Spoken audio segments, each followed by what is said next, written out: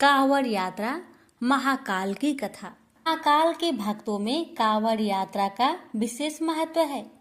हर साल श्रावण मास में असंख्य कांवड़िया धार्मिक स्थलों से गंगा जल से भरी कांवड़ लेकर पद यात्रा करके अपने गांव वापस लौटते हैं। इसी सफर को कांवड़ यात्रा बोला जाता है। ऐसे ही महाकाल के एक भक्त भोला राम ने सावन माह के प्रथम सप्ताह हरिद्वार से जल लेकर बाबा विश्वनाथ वाराणसी की तरफ पैदल यात्रा प्रारंभ करने का प्रण किया। यह कांवड़ यात्रा आज तक की सबसे लंबी दूरी की यात्रा बनने वाली थी। भोला राम के इस ऐलान से आसपास के गांव में खलबली मच गई, क्योंकि भोला राम शारीरिक तौर पर ज्यादा मजबूत नहीं था, लेकिन फिर भी उसने इतना बड़ा संकल्प कर लिया था कि जहां बड़े बड़े भक्त घुटने टेक दे। भोला राम के परिवार वाले उसे समझाते कि बहुत कोशिश करते हैं, लेकिन भोला राम का संकल्प अटूट था। उसने ठान लिया था कि अब उसका कोई साथ दे या ना दे, वह कांवड़ लेकर अकेला ही जाएगा। भोला राम की कांवड़ सजाने के लिए कई गांव के लोग उपस्थित हुए थे। सभी भोला राम का उत्साह बढ़ाते हैं। हालांकि भोला राम को अपने महाकाल पर पूर्ण विश्वास था, इसलिए वह इस कांवड़ यात्रा के संकल्प को छोटा ही समझ रहा था। दरअसल वह पहली बार महाकाल की कांवड़ यात्रा में हिस्सा लेने जा रहा था और उसे अंदाजा भी नहीं था कि इस सफर में कितनी परेशानियां होने वाली है। भोला राम अगली सुबह अपनी कांवड़ यात्रा अकेले ही प्रारंभ करता है। आसपास के गांव से कई भक्त भोला राम को देखने पहुंचे थे, लेकिन कोई उसके साथ यात्रा में जाने को तैयार नहीं था, क्योंकि सभी भोला राम के संकल्प की कठिनाई को भली भांति समझ रहे थे। भोला राम धीरे धीरे कदम बढ़ाने लगता है। भोला राम की कांवड़ का वजन लगभग 70-10 किलो अधिक था। भोला राम कुछ ही दूर आया था कि महाकाल उसकी परीक्षा लेना शुरू कर देते हैं। भोला राम की कांवड़ से पानी टपकने लगता है। भोला राम पानी की मटकियों को चेक करता है तो उसे एक मटकी में छोटा सा छेद दिखाई देता है। भोला राम मटकी का छेद बंद करने की बहुत कोशिश करता है, लेकिन उसके पास ऐसी कोई वस्तु नहीं होती जिससे पानी की धार रोकी जा सके। वह महाकाल का नाम लेकर आगे बढ़ने लगता है। अचानक उसे रास्ते में एक मजदूर दिखाई देता है, जो रोड बनाने का काम में लगा हुआ था, और वह आग के पास खड़ा होकर डामर गर्म कर रहा था। भोला राम को तुरंत तकलीफ सूझी। वह मजदूर के पास जाकर थोड़ा सा डामर लेकर मटकी के छेद में लगा देता है और डामर लगते ही पानी टपकना बंद हो जाता है। भोला राम मजदूर को धन्यवाद देते हुए आगे बढ़ जाता है। समस्या का समाधान होते ही भोला राम का उत्साह दुगना हो गया था और उसकी यात्रा की गति बहुत बढ़ चुकी थी। 4 घंटों की यात्रा होते ही भोला राम बहुत थक जाता है और रोड के किनारे एक पेड़ के पास बैठ जाता है।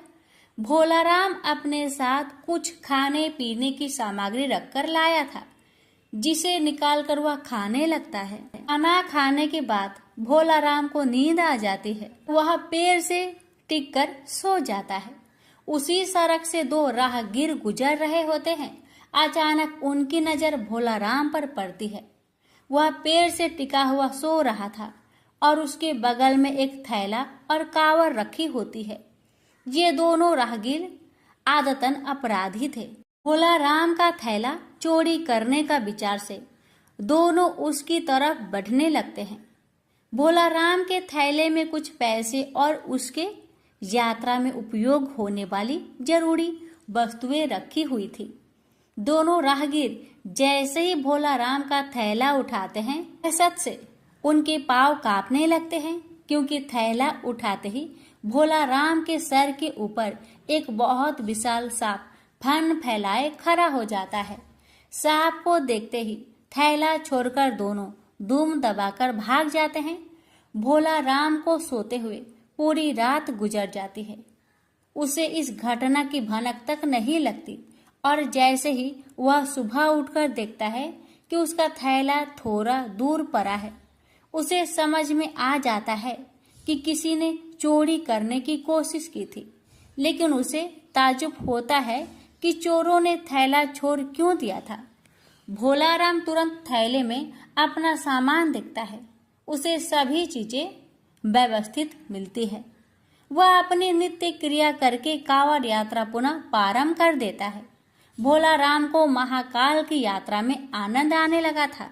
भोलाराम को रास्ते में कांवड़ ले जाते दिख कई श्रद्धालु खाने पीने की वस्तुएं और पैसे उसे भेंट करते हैं। भोलाराम को सफर करते हुए 8 दिन गुजर चुके थे और अभी तक उसने आधा ही सफर तय किया था।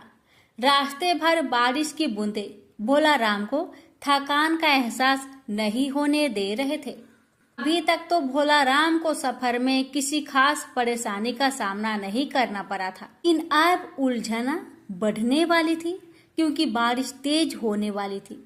नदियों का जल स्तर बढ़ रहा था और अभी भोलाराम को रास्ते में कई नदी नाले पार करने थे। भोलाराम शारीरिक दुर्बल जरूर था, लेकिन उसके हौसले बुलंद होते हैं। महाकाल की भक्ति ने उसे ऐसा साहस दिया था कि वह अपनी कांवड़ यात्रा को बिना रोके आगे बढ़ता जा रहा था। अचानक भोलाराम को लोगों की भीड़ दिखाई पड़ती है।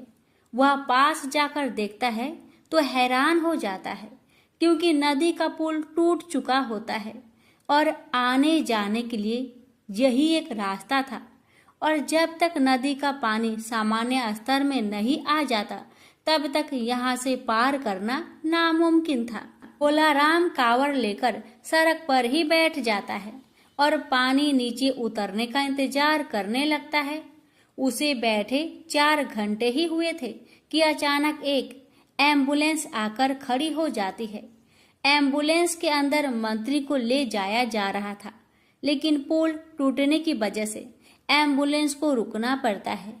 लेकिन जैसे ही मंत्री के काफिले को पुल टूटने की खबर मिलती है तो वह मंत्री जी के लिए हेलीकॉप्टर भेज देते हैं। हेलीकॉप्टर पहुंचते ही मंत्री जी के साथ साथ वहां बैठे लोगों को भी नदी के उस पार जाने का मौका मिल जाता है और उन्हीं लोगों के बीच में भोलाराम भी अपनी कांवड़ लेकर हेलीकॉप्टर में बैठ जाता है और नदी पार कर लेता है। भोलाराम महाकाल को मन ही मन प्रणाम करता है और अपना सफर जारी कर देता है। कुछ दूर आगे आने के बाद भोलाराम को एक गांव के किनारे पहाड़ी के ऊपर छोटा सा मंदिर दिखाई देता है। भोलाराम को अचानक उस मंदिर में जाने का विचार आता है। वह अपनी कांवड़ लेकर मंदिर की तरफ जाने लगता है। मंदिर थोड़ा ऊंचाई पर था, उसे ऊपर चढ़ने में परेशानी हो रही थी, लेकिन भोलाराम पेड़ की शाखाएं पकड़कर मंदिर के द्वार तक पहुंच जाता है और अपनी कांवड़ को मंदिर के बाहर रखकर अंदर प्रवेश कर जाता है। अंदर पहुंचते ही उसे एक साधु ध्यान में बैठे हुए दिखाई देते हैं। भोलाराम की आहट से उनकी आंखें खुल जाती है। वह भोलाराम को उसके नाम से बुलाते हुए कहते हैं कि भोलाराम लाओ, पानी मुझे दे दो, मुझे बहुत प्यास लगी है।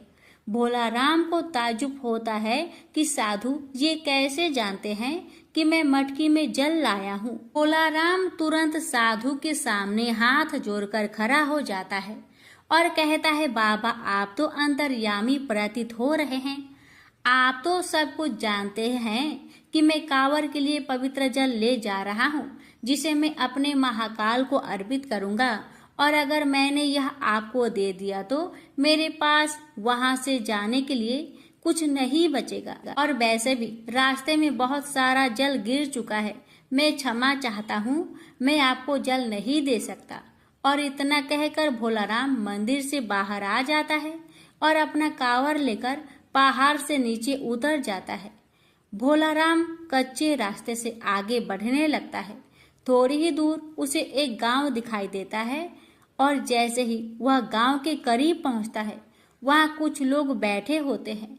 सभी भोलाराम को कांवड़ ले जाते देख उसके पास पहुंच जाते हैं।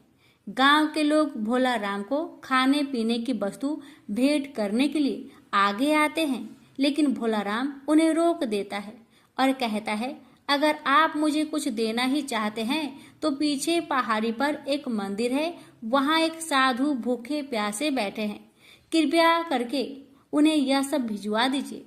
गांव के लोग भोला राम को आश्चर्यचकित होकर देखने लगते हैं और कहते हैं, भैया यहाँ तो कोई पहाड़ी नहीं है, ये पूरा इलाका जंगली है और यहाँ पेड़ पौधे के अलावा आपको कुछ दिखाई नहीं देगा। जरूर आपको कोई भ्रम हुआ होगा। भोला राम सोच में पड़ जाता है और कुछ देर के बाद वह कहता है कि मैं दावे के साथ कह सकता हूँ, यहाँ पहाड़ी में एक मंदिर है, आप सभी मेरे साथ चलिए, मैं आपको दिखाता हूँ। और भोला राम सभी को लेकर पहाड़ी को खोजते हुए चलने लगता है, लेकिन उसे कुछ दूर आते ही एहसास होने लगता है कि वह गलत रास्ते जा रहा है, क्योंकि काफी देर तक चलते हुए उसे पहाड़ी दिखाई नहीं दे रही थी और यह रास्ता भी उसके लिए अनजाना सा लग रहा था। वह गांव वालों से तुरंत कहता है कि आपके गांव आने का इसके अलावा कोई और रास्ता है क्या? गांव वाले मना कर देते हैं और भोला राम को समझाते हैं कि आप भ्रमित ना हो, यहाँ कोई मंदिर नहीं है और ना ही कोई साधु भूखा प्यासा बैठा है। आप अपनी कांवड़ यात्रा पुनः प्राप्त करें, अभी आपका सफर लंबा है। भोला राम वहीं घुटने के बल बैठ जाता है और हाथ जोड़कर महाकाल का आह्वान करके जोर जोर से रोने लगता है और रोते हुए कहता है, महाकाल, मैं आपको पहचान नहीं पाया, कृपया मुझे दर्शन दीजिए। मैं जानता हूँ साधु के भेष में आप ही थे। मैं आपके लिए जल लाया हूँ और मैं आपको जल पिलाए बिना यहाँ से नहीं जाऊंगा। और कुछ ही देर में भोला राम के सामने से बड़े बड़े पेड़ों के पीछे अचानक पहाड़ी में मंदिर नजर आने लगता है। गांव के सभी लोग मंदिर को देखकर तंग रह जाते हैं। मंदिर दिखाते ही भोला राम कांवड़ लेकर दौड़ पड़ता है और दोबारा उसी मंदिर में प्रवेश कर जाता है। गांव के लोग पहाड़ी के नीचे खड़े होकर महाकाल की महिमा देख रहे होते हैं। मंदिर रहस्यमयी था, जिसे आज से पहले किसी ने नहीं देखा था। भोला राम मंदिर के अंदर पहुंचते ही साधु के सामने अपनी कांवड़ रख देता है और साधु भोला राम से कहते हैं, मेरे मस्तक में जल डालो। और जैसे ही भोला राम मटकी से साधु के सर में जल डालता है, अचानक उनके सामने का नजारा बदल जाता है और वह बनारसी की गंगा नदी के किनारे पहुंच चुका होता है। उसे कुछ समझ में नहीं आता, क्योंकि अभी यहाँ तक पहुँचने के लिए उसे 5 दिन का सफर और करना था, लेकिन यह सफर पलक झपकते ही पूरा हो चुका था। महाकाल की महिमा को वह समझ चुका था। भोला राम की आंखों में आंसू आ जाते हैं और वह गंगा नदी के किनारे महाकाल के ध्यान में बैठ जाता है। भोला राम की कांवड़ यात्रा स्वयं महाकाल ने संपन्न की थी, जिससे भोला राम का जीवन धन्य हो गया था। और उसकी कांवड़ यात्रा पूरी होते ही महाकाल की कहानी गाथा समाप्त हो जाती है।